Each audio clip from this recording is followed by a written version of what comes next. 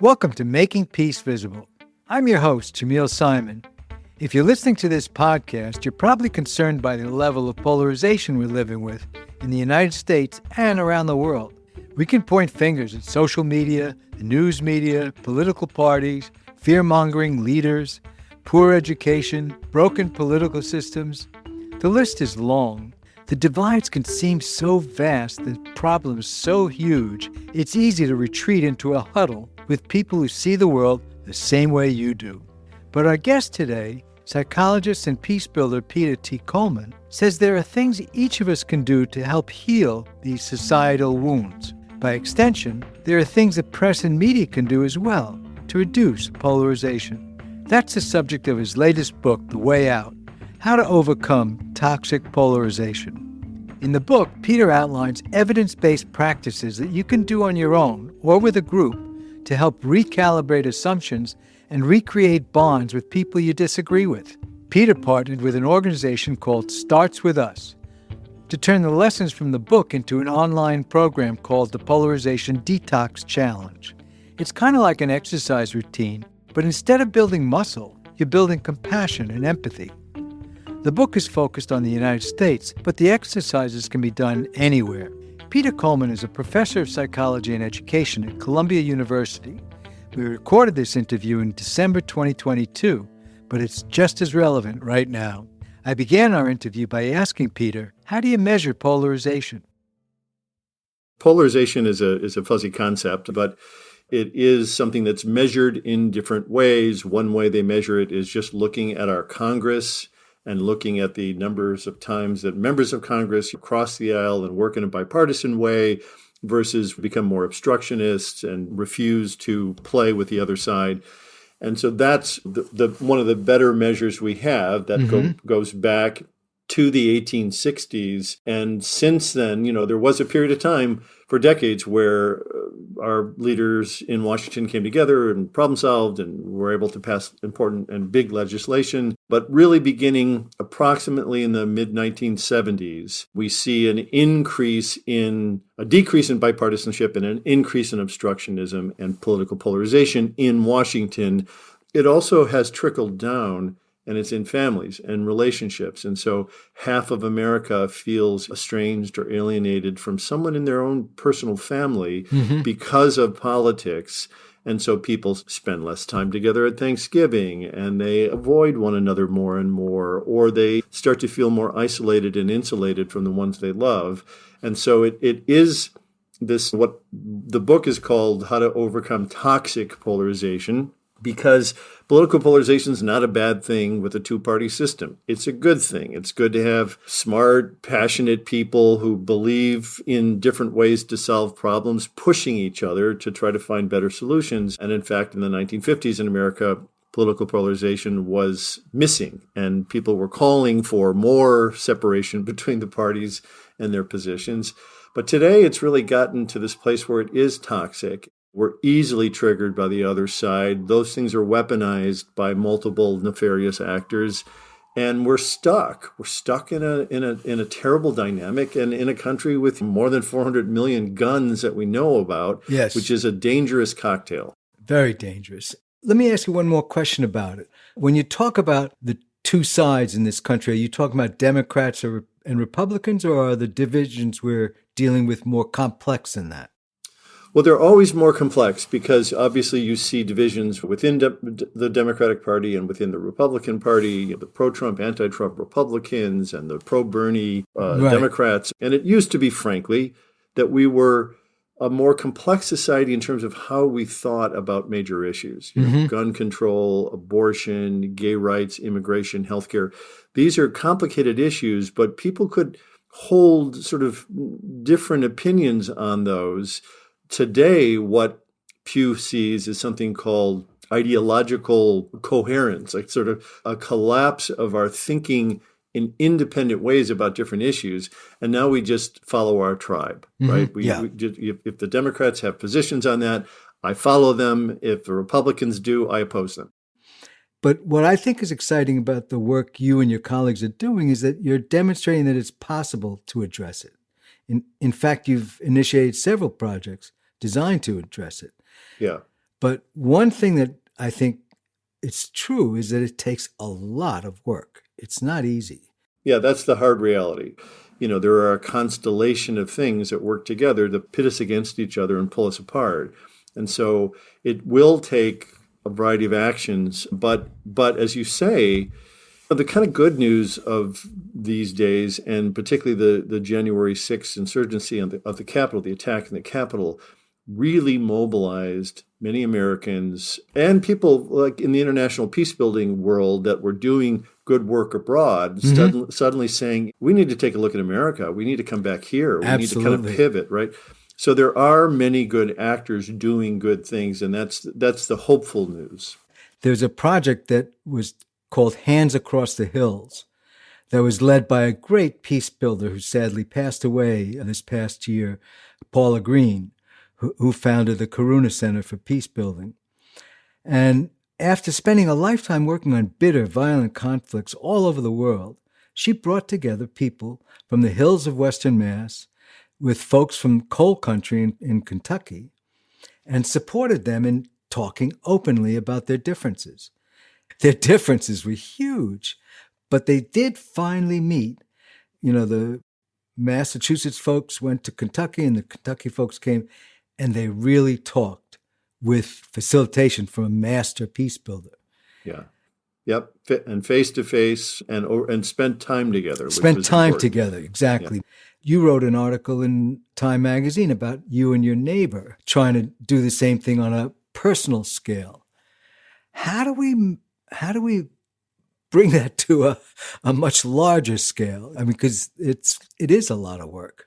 Yes, it's an immensely complicated set of problems. But what I do want to talk about is if you wanted to do this tomorrow, how do you begin, right? Mm-hmm. As an individual. As an individual. You mentioned this Time magazine piece that I published a month or so ago about an experience I had this summer with my neighbor. And that was part of this group that we put together. I wrote this book, The Way Out. It was published in June 2021. But as you and I know, not many people read books anymore.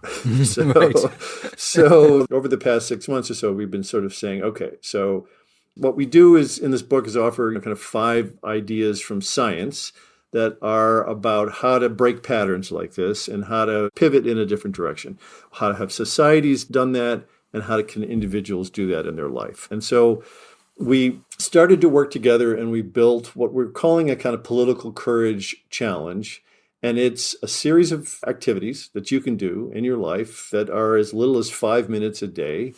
And the more you do, the more you kind of build up a sort of muscles and change habits and start to shift in a new direction. So we built this thing. It's called the Finding the Way Out Challenge. So I wanted to give people real things that they could do that would be as little as 5 minutes a day, longer if you want to, and that walk them through a series of what we call kind of building blocks, which start with you spending some time reflecting on you and your attitudes and your assumptions and your probably misperceptions of those on the other side and their attitudes.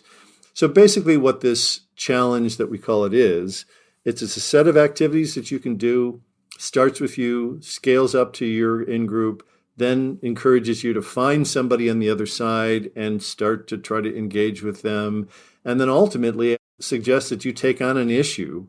If you can find a group of people that are willing to give this a shot, that's when it really works best, because that's what I did this summer, is I had a group of my former students and colleagues and said, hey, would you be willing to try this with me? And so we did it. And then every week we'd get on a Zoom and we'd complain and say, this is hard, or this was fantastic. It surprised me, or I had no idea. I thought this way.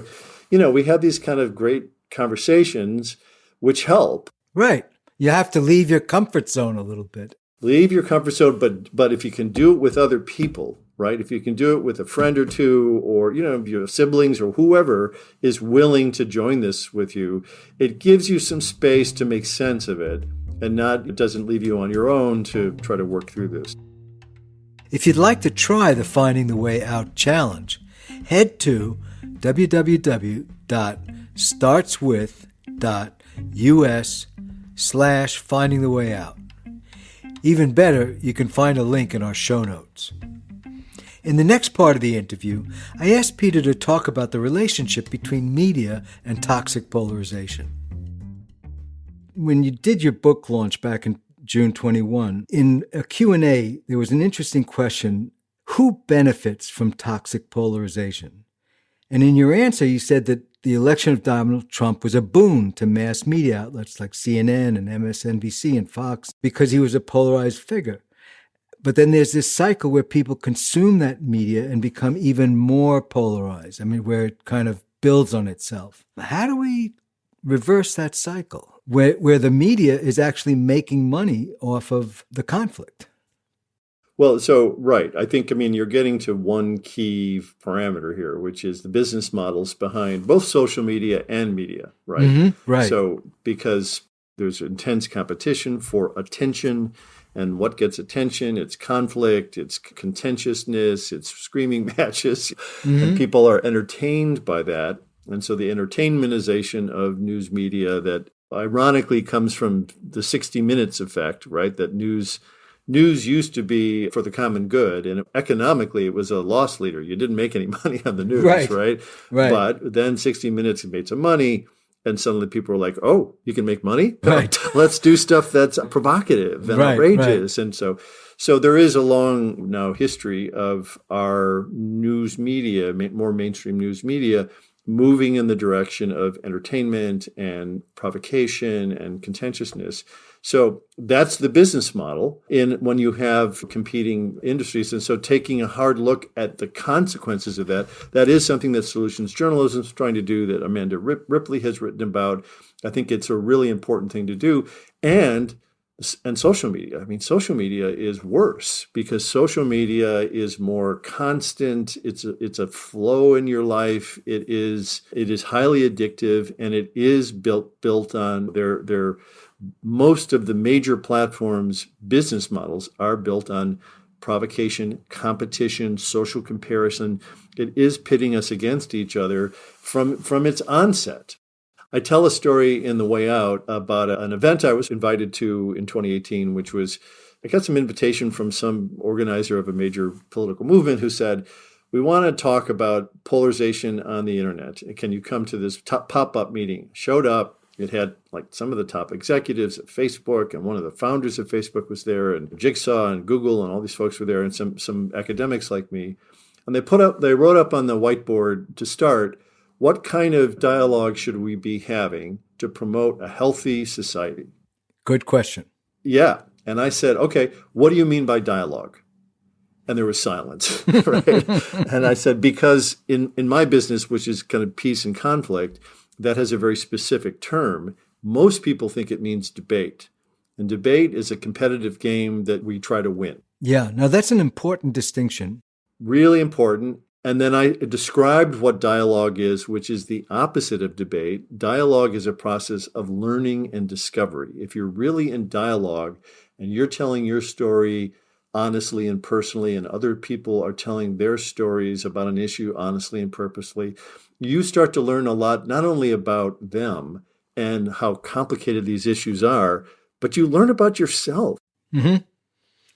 That's what real dialogue is about. That's real dialogue. And so I offered this to the group and said, I made this distinction between debate and dialogue. And then there was another beat of silence.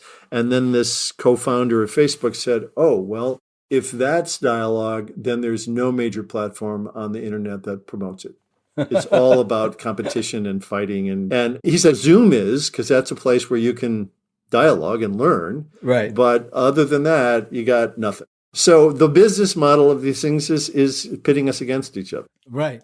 I guess what I want to say in defense of journalism is that this is a natural human tendency. We focus on the things we fear. This has happened in science forever, in psychology and in medicine. We focus on pathologies and things we fear. And then eventually maybe we get to the things like maybe we should study love or flow at work or optimism. But what makes peaceful country peaceful? Or what makes for peace. And in fact, yeah, that's one thing I want to cue up for your listeners is that there are actually scores of peaceful societies around the world, but we just don't cover them. We don't know about them. So it's true that humans have a tendency to focus on, pay attention to threats and things they fear. That's where the research is. That's where journalists go. And that is ultimately, it's a vicious cycle because it then promotes the sense that the world is much more threatening and increases anxiety and all of that stuff, while there are many positive solutions. So I do think it's important to recognize that hope and fear are two fundamental human motives, that we inordinately spend a ton of time on the fear side and that we don't present enough about the hope side, but that when we do it well, when we do it in ways that are compelling and engaging and surprising, that they can be very compelling stories, and they plant seeds in people that give them some sense of what they can do. Not just hopelessness, right? Not just climate change is out of control, but what can you do, right? Like, what does that really look like? That's a really important distinction. What do you think that journalists can learn from reading your book? I mean, what lessons do you think they can apply to their practice? Well, it's a good question, and I'd love to turn that around and invite journalists to read the book, and then let's talk about it. There are 5 principles in the book that I focus on, and one of them is just how you start, and the question is always, what's your intention? Like, what kind of impact do you want to have? So yeah, there's a story breaking, and clearly part of your impact is that you want it to be compelling and get attention and help your reputation. But part of it is that you want to do no harm. And part of it is that you want to inform in a way that maybe is helpful to our society or to a community, right? Mm-hmm. So simply asking yourself that question before you go in ain't bad, right? That's a place to start. No, it's a good place to start. I can't speak to the editorial process enough, although I do think how business and other interests influence media.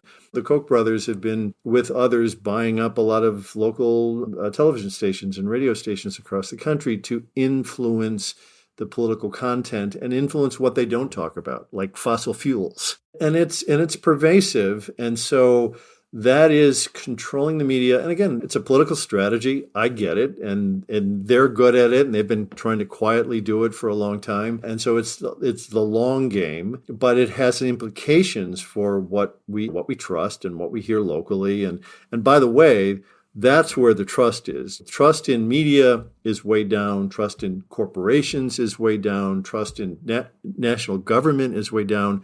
But locally, trust in local media, trust in local politicians, trust in local businesses, they're actually very trusted. And so those are really important institutions. And I think some of these nefarious actors understand that. And they're trying to weaponize those too. And that's terrifying. Yeah, that is terrifying because, I mean, when lots of local newspapers are just simply fed a talking points feed, so to speak. Yeah, it's terrible. I mean, part of the problem is that, at least in the conventional sense, we're trying to report on peaceful efforts, the drama is in what's not happening. Sometimes, in a weird sort of way. But there is a human drama that I think a lot of journalists are missing.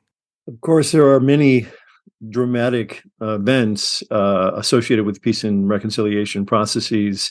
But you're right, they're usually not captured by the media, captured by film and television in a way that's particularly compelling. There's one particular story that I've used to illustrate these types of dialogue processes, which took place in Brookline, Massachusetts, in the area of Boston. In 1994, there was a horrific shooting in a couple of women's clinics by a pro-life, anti-abortion zealot who killed a couple of women and injured others. The communities were devastated. The archdiocese, the mayor, the governor of Massachusetts were all calling for essentially peace talks between the pro-life, pro-choice sides. And in the interim, what started to happen was a clandestine process, a secret process of 6 women three pro-life, three pro-choice leaders who had been activists and basically challenging one another in their professional careers for years. They agreed to come together secretly, quietly, and talk. Initially, just for 1 month, they agreed to 4 sessions of a conversation, essentially to bring down the violence. The process was facilitated by a group called the Public Conversations Project. So they continued to meet up until the 1-year anniversary of the shooting. And then even after that, continued to speak together in secret in a church basement or the basement of a home for almost 6 years. And then in 2001, the 6 women came out publicly with an article called Talking with the Enemy about their experience and about their process. And so that event not only changed the women themselves, their own experience of one another, of the other side, of the issues, but it affected their activism, and it really sort of calmed down the tone of the, pro-life, pro-choice rhetoric in the Boston area. And the encounters between the women were very intense. They really believed that the other side was evil and tainted, and that to sit with them was morally wrong. And it took a long time of these facilitated dialogues for these women to come to a place where they really came to care for one another. They really describe it as loving one another and really appreciating, respecting one another. There's a recent film that has come out called Abortion Talks. It's a documentary series that was made by a couple of independent filmmakers out of Boston, out of Cambridge. But what the filmmakers realized they need to do in order to sell this and get Americans to watch it is make it a kind of crime documentary, right? And then to kind of bring in the peace building and peacemaking that was going on in the background. Well, that's interesting. Isn't that? Yeah. And I think strategically that was really creative and important, compelling. And I've seen it, and I'm in it too, so I'm promoting myself again. But it's a compelling series. I recommend it to your audience. Yeah. No, that sounds very interesting. In terms of kind of getting to the end of conflict, I mean, you said there are 3 things that matter to get warring groups to pause their battle. And the first is instability. And I think we've nailed that one. Yeah. I mean, yeah, we're there. We're good at that. Between the pandemic, the Trump presidency, the rise of racism, nationalism, the derailment of norms, the wars in Ukraine, Yemen, Ethiopia, and others, the world, not just America, but the whole world has become unstable. But how does instability move groups towards compromise? Well, often what happens when things like COVID hit is that they unite us, right? There is a thing in my field called disaster diplomacy when there's an attack like 9/11, and suddenly we feel like we're a unified group, usually against something else. And it can be an epidemic like COVID that could unite us, but ironically, it didn't. It further divided us, right? Right. So usually, things like COVID would have brought us together as a nation to fight this fight, which did happen in other nations and didn't happen here because it was weaponized for political gain. Right. So that's why polarization is such a big problem. But you're right. In the book, I say there are 3 things that matter.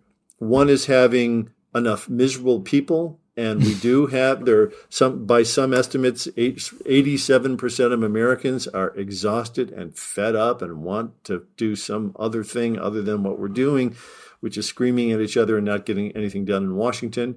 The second component is being destabilized. And even the great resignation that happened last year, where about 1/3 of the workforce voluntarily quit their jobs. Yeah, that's remarkable. Yeah, that tells us that we're in a state where people are sort of saying, all right, wait a minute. How do I want to live my life? How do I want to treat my neighbors? What do I want to do with my time? If you have the privilege of being able to ask those questions, people are asking those questions. So we're fed up, we're destabilized, But the third thing that we've learned from something called ripeness theory is that those conditions can lead to peace or can lead to depolarization or can lead us down a better future path if we know what to do. That's why I wrote The Way Out, because The Way Out says, okay, if you're fed up, if you feel destabilized, if you feel anxious and you want to try something else, try this. Here's some things from science that tell us help and that matter in your life. And if you do these exercises, like one of the exercises I offer is something I do, and I've had to force myself to do this, which is that when something breaks on the news, I intentionally follow a handful of people who I think are smart and decent and well-intentioned, but politically on the other side of the fence from me. And so when something breaks, I go to their Twitter feed. I seek them out in the media. I want to hear the voices that aren't the same people comforting me with the same kind of values that I have. Well, the other factor that has surfaced very, very strongly is racism. Race, gender, power, between abortion and Black Lives Matter. And in a sense, we're surfacing problems that America has never really dealt with. And then on one side, there's a whole movement of people saying, don't tell us about the past. How do we deal with those kinds of issues? I mean, that's a big question. Well, again, it is a big question, but this is core to our democracy from the beginning, right? There are oftentimes reformers, and then there are more conservatives that want to honor the past and keep things more as the status quo. This tension has been with us from the beginning. We're a democracy, and that's the idea, is that these tensions are worked through in civil discourse, in policy and legislation, right, in court cases. What we've done is lost the capacity to trust those institutions or to trust each other to work through those things. So that's why, again, you're right that, for example, the murder of George Floyd and the variety of murders of Black and brown Americans around that time, what led to an increase in awareness of injustice and an increase in a need to talk about those things. And ultimately, that should help this country move forward in terms of our inclusiveness and our recognition of the institutionalized racism that this country was founded on. But those are hard conversations. My premise right now, because frankly, I have an activist side of me and I have a peace builder side of me, and I try to hold on to both of those. Right. And that's a challenge. It is a challenge. And when I talk to activists today about sort of lowering the temperature, that makes them angry. So I think we need both. We need activists, we need litigation, we need to fight against authoritarianism and all of that stuff. And we need to be able to do it in a way where we don't trigger a civil war. Because I've been to war zones, and I've seen what happens to societies that are devastated by those conditions. And that's a whole different game. And John Meacham and Doris Kearns Goodwin and other noted historians are really drawing close parallels from today to the 1850s in America before the U.S. Civil War. Right. And we do not want to go back there. No, we don't. Absolutely not. So we have to do whatever we can to bring in the guardrails and to find ways to differ on these issues and be active and to fight for these issues, but not in a way that triggers us into violence or guerrilla warfare, right? Which is not an impossibility in this country because of the degree to which we're so armed. But, in the grand scheme of things, voices like yours are like whispers. That's why I keep pounding on the table. No, I think you're doing a fabulous job. I really think you're doing a fabulous job. And the problem is that voices like Trump's at the other end of the spectrum are like with megaphones. But it's the same challenge that you've spoken to that journalists have, I think, is we just have to figure out compelling ways to tell these stories, right? We have compelling ways to tell these stories. We have to have easy, accessible ways of changing people's habits and behaviors and attitudes. And again, I think there are clever people working on this. I think that there's ways to have an impact, and I hold up the Abortion Talks documentary as one way to be clever about how you tell a story about a dialogue group that perhaps few people want to hear, but you tell it in the juxtaposition of crime and court cases. Right. No, I mean, the core of any great novel is emotional change, where somebody transforms. And the nature of conflict resolution is the same thing. It's getting people to see each other as human beings rather than as a representative of a ideology or a tribe. But it is important to recognize that if you really want to try to understand somebody else, if you really want to have a conversation where you both learn and are open to that, it takes time. It helps to walk together when you do it, but you really have to begin by listening and sharing as honestly as you can where you are. Yeah, active listening. Really listen. Yeah, really listen and again, allow them the space to discover whatever and share whatever. But also it requires us to be honest too, right? It's not just listening to kind of take advantage of that. I think what it really requires is you contributing to that too. Right. Like you need to be honest about the fact that our side doesn't have all the answers either, and we have our own pathologies, and they're both true, right? Mm-hmm. Peter, I think that may be a good place to end. I think that there is definitely a lot more to talk about, and I'm looking forward to hearing the results of some of the new research that you're working on. I want to thank you very much, not only for spending time with us today, but for the work you're doing. It's great that you're doing what you're doing, and keep on doing it. Well, thank you so much for having me on. My apologies for thumping on the table so much as I speak. I know that's annoying. Definitely do become excited and passionate about this. Well, that's what drives you, so we're grateful for that.